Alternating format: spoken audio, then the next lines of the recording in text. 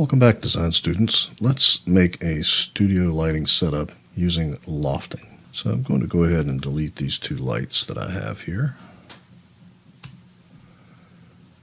And delete this path since I don't need it anymore. So now we have a plane and the glass. I'm going to delete this plane as well because we're getting ready to make a new plane. What we're going to do is make a studio backdrop using lofting. So if I switch to the side view, I'm going to zoom way out. And then I'm going to use a different curve tool and go to create. And then this time we're going to use the CV curve tool. And CV stands for control vertex. So I'm going to go way up here, click, and then I'm going to click down here once and twice and 3 times and 4 times down to the ground, and then I'm going to go way out here and click again. Now when we zoom in, you will clearly see the points. If we switch to the move tool and right click on the curve and select control vertex, you can see these points, and these points determine how the curve behaves. But they're not like Bezier points in that they don't have handles or anything like that. They simply sit outside the curve and influence how it behaves. So what we want here is a curve with a smooth curve down to the ground, and then we want it to be relatively level on the ground here. So now we have one curve. So let's switch to object mode and select that curve, and then we're going to switch to the front view. And we can't see the curve because we're looking straight at it. And then we're going to move this curve way over here. Now we can see it. And then we're going to hold down Shift and make a copy and move another one way over to the other side like so. So you should have 2 curves like this.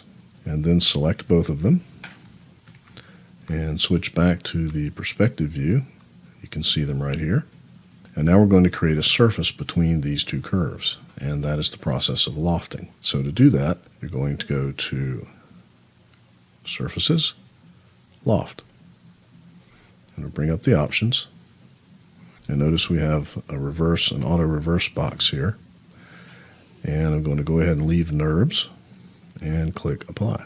And we should have a nice smooth surface between these 2 points.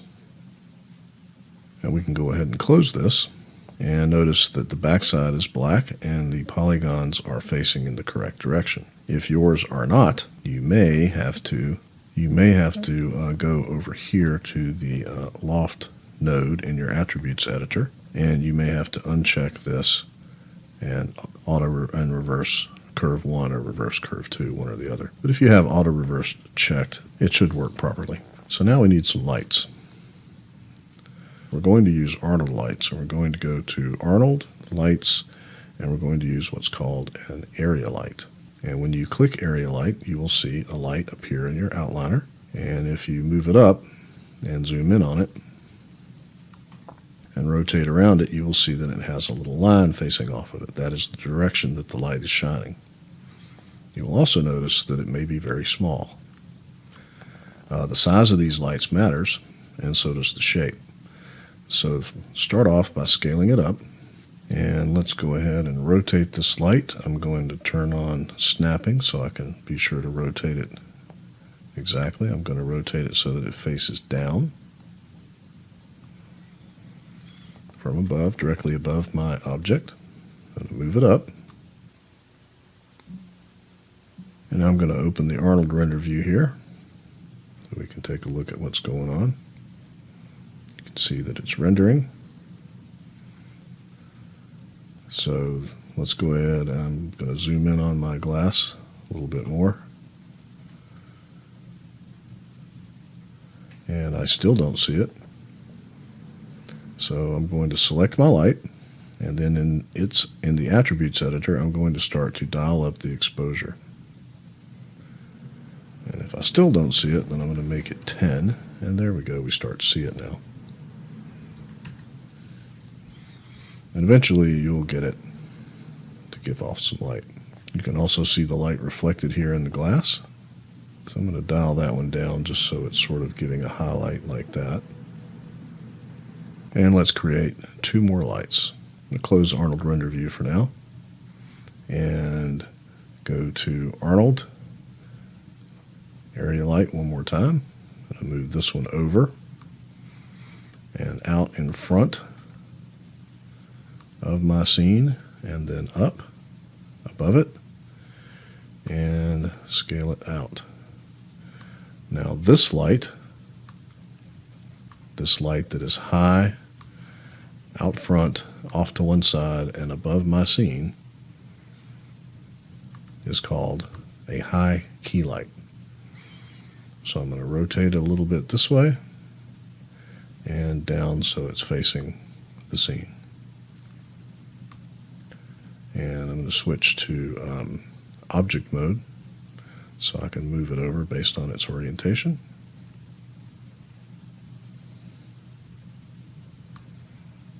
And then we're going to have to bring up Arnold Render View to see that effect.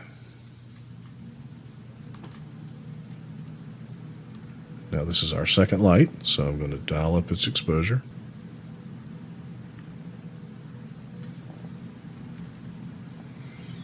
That's obviously way too much. And now you can clearly see the effect of the second light right here in the glass. Now the key light should be the brightest light in the scene.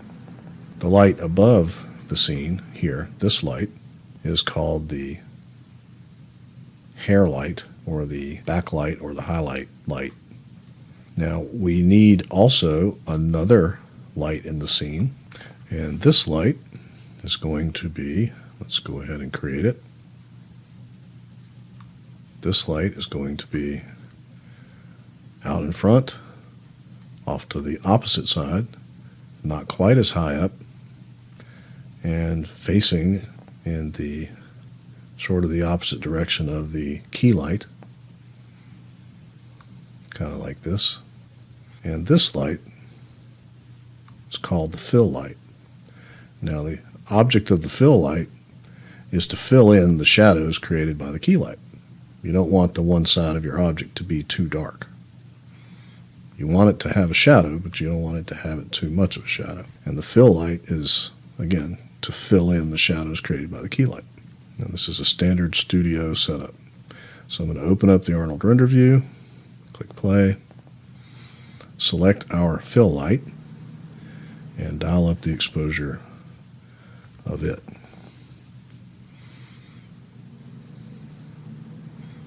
Now it shouldn't be as bright as the key light. Its goal is to just fill in the shadows, so you shouldn't see the reflection as much as you do the key light. Now we'll talk about lighting in more detail later, and we can use this lighting setup that we have here over and over again. I want to call your attention to the fact that my wine glass appears to be embedded in the backdrop, so I've got to fix that. Got to move it up a little bit. So frame your scene, and you can clearly see what the function of the backdrop is and what the functions of the key light and the fill light are. And this kind of a setup gives your objects a much more realistic appearance, especially these glass objects. So before we finish this, let's rename these lights. This is the hair light. This is the key light. And this would be the fill light. Now you can also play around with different colors of these lights, of course, just like always. Get different looks. Sometimes it's nice to have sort of opposite colors. And you can see the fill light on the surface here. Kind of get a dramatic look like that. Sort of mix the lights together. So anyway, once you get your glassware scene all set up and get your nice studio lighting set up, created, I want you to go to the render settings, tab or render settings button here, and I want you to make sure you always change it to JPEG and HD 720, and then you can save your image and upload it to ArtStation. So to improve the quality of your render, one thing you can do is change the select each light and change the number of samples here. Let's try 4 for each one. And this will impact your render time, but not as dramatically as some other things. So there you go, that looks really nice. One of the nice things about the Arnold render view is that you can take a snapshot of a render, and then you can change the settings. You can go back to 1 for each light, and we can compare the two, for example.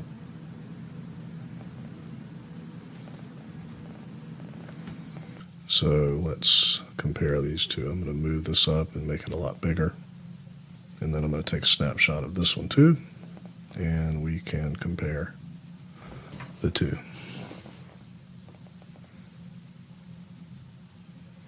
I do not see any difference. Interesting.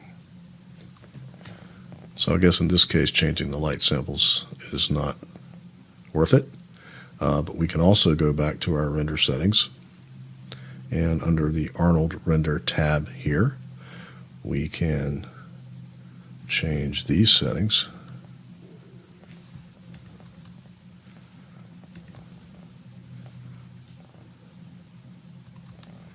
And open Arnold Render tab back up, or Arnold Render view back up, and take another render here. And that will definitely affect your render time.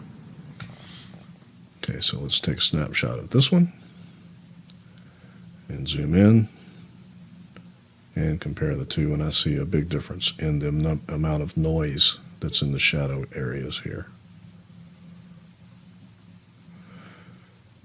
You can also see a difference in the resolution of the reflections as well.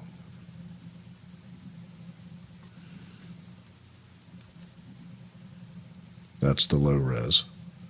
These are the higher settings. So anyway, that is how you create a nice render. Once you're done, save it, and you can upload it to your ArtStation portfolio. When we come back in the next video, I'll show you how to make glassware out of some other different shapes. And I hope you enjoyed this project, and I'll see you in the next one.